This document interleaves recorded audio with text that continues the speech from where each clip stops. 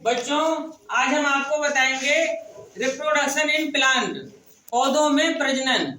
पौधों में प्रजनन किस तरीके से होता है, आज ये हम आपको बताएंगे। सबसे पहले जानते हैं कि प्रजनन क्या होता है।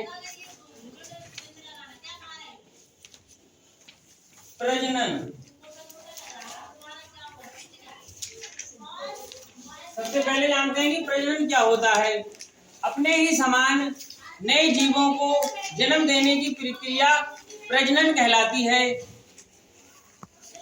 हर जीव अपने अस्तित्व को बनाए रखने के लिए नए जीवधारियों को जन्म देता है। कैसे? जैसे कि मनुष्य मनुष्यों को जन्म देता है, पशु पक्षियों को जन्म देते हैं, शेर से शेर का जन्म होता है। इसी तरीके से जितने भी पशु पक्षी हैं तो उनसे वो अपने ही समान नए जीवों को उत्पन्न करते हैं। ऐसा वह क्यों करते हैं? ऐसा वह इसलिए करते हैं कि उनकी जाति जो है वो कभी विलुप्त ना हो, वो हमेशा पीढ़ी दर पीढ़ी उनकी जाति निरंतर बनी रहे। इस तरीके से मनुष्य ये नहीं चाहेगा कि मानव जाति नष्ट हो जाए, वो ये चाहेगा कि मानव जाति निरंतर बनी रहे। इसीलिए जीव प्रजनन करते हैं। दूसरा, पौधों में प्रजनन। तो पौधे भी ये चाहते हैं कि हमारा अस्तित्व बना रहे। पेड़ पौधे ये नहीं चाहते हैं कि हमारा अस्तित्व नष्ट हो जाए। इसीलिए पौधे भी अपने ही समान नए पौधों को जन्म देते हैं। अब हम जानते हैं पौधों में प्रजनन के प्रकार। पौधों में प्रजनन के प्रकार। पौधों में प्रजनन के प्रकार। पौधों में प्रजनन दो प्रकार से होता है। पौधों में प्रजनन दो प्रकार से होता है। नंबर 1,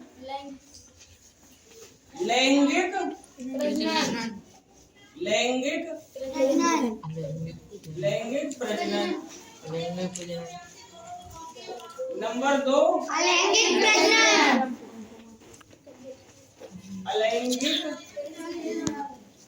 अलैंगिक प्रजनन।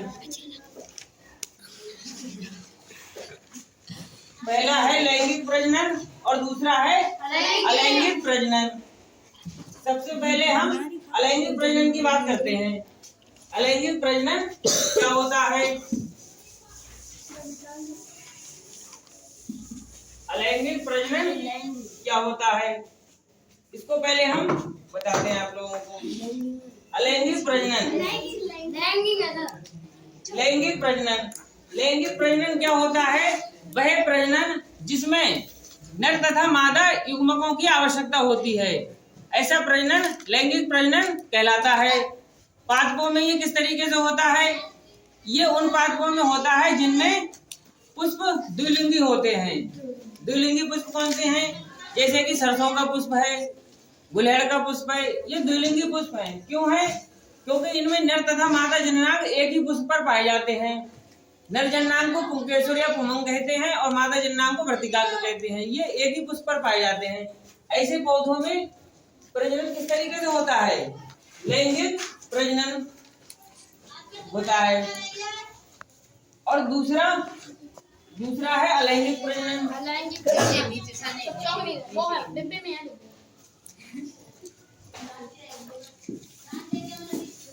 दूसरा है अलैंगिक प्रजनन। अलैंगिक प्रजनन। अलैंगिक प्रजनन ये प्रजनन क्या होता है? ये उन पादपों में होता है जो पादप एक लिंगी होते हैं। एक लिंगी कौन से होते हैं? जिनमें नर तथा मादा जननांग अलग अलग पुष्प पर पाए जाते हैं। ऐसे पादप एक लिंगी पादप होते हैं। ऐसा कौन होता है? आपने देखा होगा काशी फल। काशी फल में क्या होता है? उसके कुछ पुष्प ऐसे होते हैं जिनपे फल बनता है और कुछ पुष्प ऐसे होते हैं जिनपे फल नहीं बनता है। क्यों नहीं बनता है? क्योंकि वो एक लिंगी पुष्प होते हैं। जिन पुष्प पर फल बनता है वो मादा पुष्प होते हैं, इसीलिए उन पे पुष्प बनता है। नर पुष्प होते हैं, उन पे फल नहीं बनता है। तो ऐसी जो एक लिंगी पादप होते हैं उनमें प्रजनन अलैंगिक विधि से होता है। अब अलैंगिक विधि क्या होती है?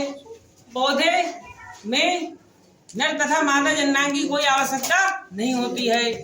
इसमें क्या होता है कि पौधे जो हैं उसके किसी भाग से नए पौधे का जन्म होता है। कैसे होता है? जैसे गुलाब का आपने पौधा देखा होगा तो उसमें टहनी लेते हैं, उस टहनी को काट दिया, उसकी छोटी छोटी शाखा बना ली, उस शाखा को जब हम किसी मिट्टी में लगा देते हैं तो उसमें जड़ें निकलने लगती हैं और उससे एक नया गुलाब का पौधा बन जाता है या उत्पन्न हो जाता है। तो इस विधि को क्या कहेंगे? अलैंगिक विधि कहेंगे। और अलैंगिक विधि भी कई प्रकार की होती हैं। कौन कौन सी? जैसे अलैंगिक विधि में एक आ जाती है कायिक विधि।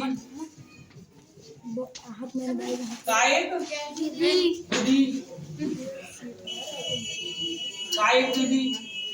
तो कायिक विधि में क्या होता है? पौधे के किसी कायिक भाग से, जैसे जड़, तना, पत्ता, किसी कायिक भाग से पौधे का जन्म हो जाता है। और एक और होता है ईस्ट, दूसरा है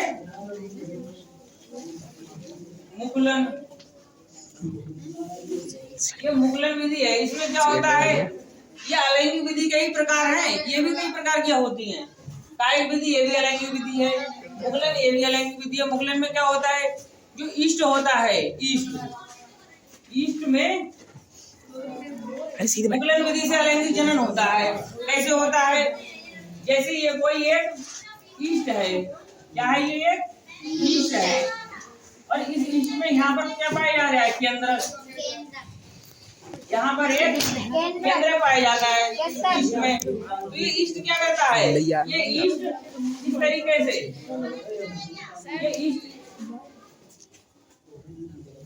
ये ईस्ट होता है, इसमें इस तरीके से ये ग्रोथ करने लगता है, आगे इसमें वृद्धि होने लगती है। और इसका जो ये केंद्रक है ये भी बीच से टूट जाता है। उस केंद्रक दो भागों में केंद्रक डिवाइड हो जाता है, दो भागों में केंद्रक बढ़ जाता है। एक केंद्रक इसमें चला जाता है और आधा केंद्रक इधर। तो ये आधा केंद्रक वृद्धि करके बाद में पूर्ण केंद्रक बन जाता है। और ये केंद्रक यहाँ आधा केंद्रक, ये भी पूर्ण केंद्रक बन जाता है। और ये बाद में इस तरीके से ये यहाँ से टूट जाता है, ये यहाँ से टूट जाता है। और ये मुकुल, इसको कहेंगे मुकुल। ये मुकुल अलग हो जाता है अपने पितृ पौधे से, ये मुकुल अलग हो जाता है। और इससे क्या होता है? ये नया पादप बन जाता है। इस विधि को क्या कहते हैं? मुकुलन। तो ये अलैंगिक विधि के भी दो प्रकार हैं, कायिक विधि और मुकुलन। इसके और भी प्रकार होते हैं। बीजाणु जनन। बीजाणु जनन में क्या होता है? जो आपने देखा होगा, जो बीजाणु जनन में ऐसे कवक होते हैं, तो आपने देखा होगा कि उसका कहीं पर थोड़ा बहुत उसका डस्ट गिर जाए तो डस्ट नहीं होती है, वो बीजाणु होते हैं, स्पोर्स होते हैं, इंग्लिश में स्पोर्स कहते हैं। तो स्पोर्स या बीजाणु बिखर जाते हैं उसके आसपास पौधे के, तो उसी से नए पादप जन्म लेने लगते हैं। तो ये बीजाणु जनन कहलाता है। इसीलिए अलैंगिक प्रजनन के भी बहुत सारे प्रकार हैं।